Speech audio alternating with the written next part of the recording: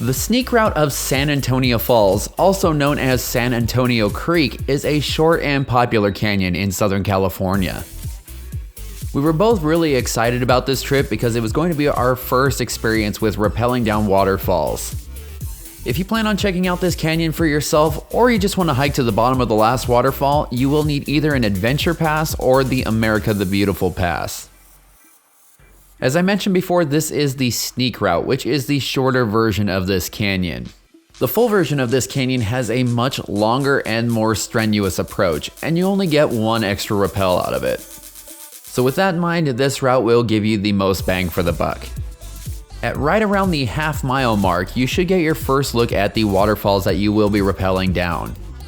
And just after that, you're going to be turning off the main trail and things are going to get pretty steep for a second. Even as steep as this climb is, it does seem a little bit on the tame side as far as canyoneering approaches go. I think that the biggest challenge here was trying not to kick rocks down on the rest of our group. Once you finish this part of the climb, you will be making a left and heading into the trees. This was a nice break to catch our breath, and we even got some encouragement to keep going from this blue jay. Believe it or not, at this point you are almost done climbing. You will still have to navigate your way across a couple of very steep and slippery hillsides. But besides that, and one more tiny little climb, it's time to get to rappelling. One thing you're definitely going to want to take into consideration when running this canyon is the season. In the summertime, the approach could be quite toasty, but I'm sure that the waterfalls would be pretty refreshing. Whereas we were running this in the colder months. I'm sure that if you keep your eyes peeled, you will see snow on the sides of the creeks and waterfalls in several different spots.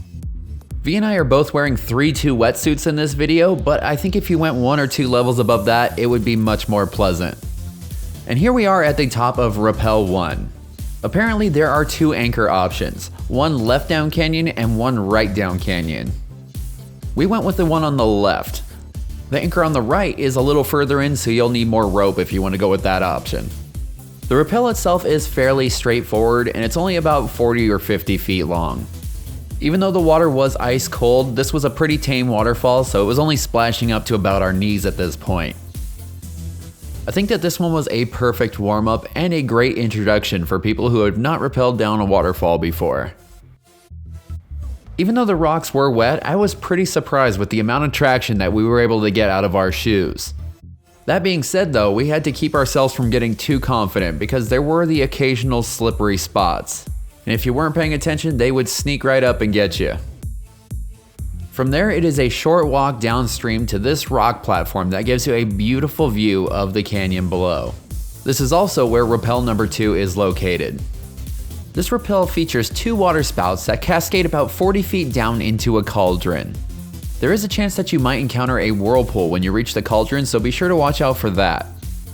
With the waterfalls running on both sides of you, this is a very picturesque rappel. So if you need to update your social media profiles or your dating apps with a picture that has you looking pretty badass, this might be a good spot for it. Our good friend 𝐀𝐃𝐕𝐄 was one of the more experienced members of our group, so she stopped at the halfway point to make sure we didn't get stuck in the whirlpool. A big thank you goes out to her because that also means that she had to stay in the freezing water for a little bit longer. V, being the absolute machine that she is, finished the second rappel with absolutely 0 problems.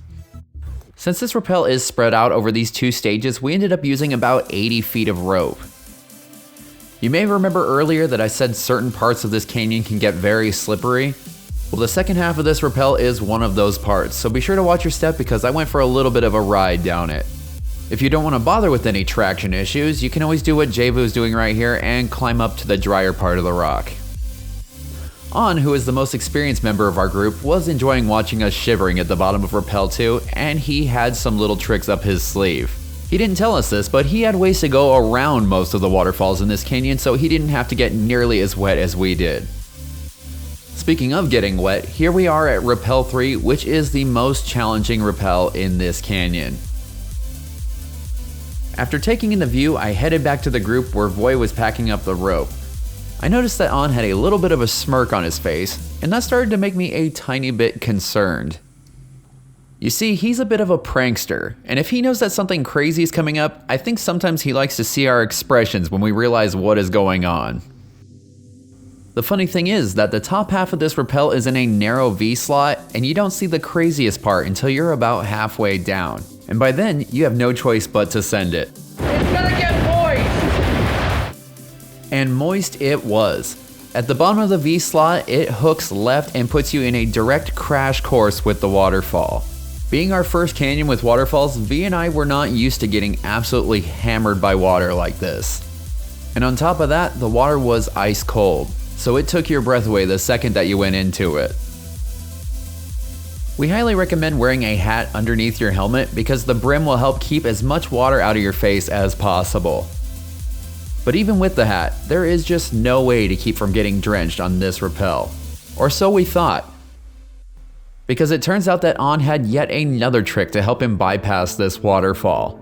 Don't worry though, we gave him a ton of crap for not suffering with us. After a small workout warm-up session, we were off to Rappel 4, which is immediately after Rappel 3. This is another fairly simple 50-footer, but be warned, this one can be a little bit slippery.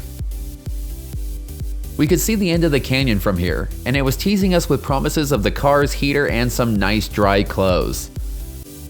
Our hands were pretty much numb at this point, so holding onto the rope was starting to get a little bit challenging.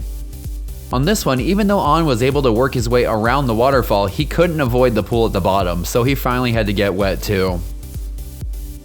𝐀𝐃𝐕𝐄𝐍𝐓 was the last member of our group to come down, and then it was time to start preparing for the last rappel of the canyon. We sometimes refer to this as a rockstar rappel because there can be a large group of people waiting at the bottom of the waterfall. It was kind of funny to see the reactions of the crowd. There was a little bit of everything from "that's awesome" to "you guys are out of your mind." Both of them might be a little bit right though. One thing to note though is to be sure not to throw any backpacks or rope bags down without checking to make sure that there aren't any people at the bottom of this waterfall. To the amusement of the crowd, An and 𝐀𝐃𝐕𝐄𝐍𝐓 decided to finish this canyon off in style with a simultaneous rappel. It was kind of funny because I turned around at one point and everyone had their phones out taking pictures and videos. And with that, our run through San Antonio Falls sneak route had come to a close. It was really fun and we would not hesitate to do it again, just maybe next time during the warmer months. If you want to see one of our favorite canyons that we've done, click in the upper corner right now to watch our run through Water Canyon. As a disclaimer, canyoneering can be very fun, but it can also be dangerous if you don't know what you're doing, so we highly recommend taking a class or at least going with experienced people if you plan on doing something like this. If you enjoyed this video, be sure to hit that thumbs up and don't forget to subscribe so you don't miss any of our upcoming videos. You can find out all the information about San Antonio Falls and other canyoneering adventures on our website, 𝐿𝑎𝐷𝐵𝑒𝐿𝑖𝐻𝐿𝑖𝐻𝐵.com.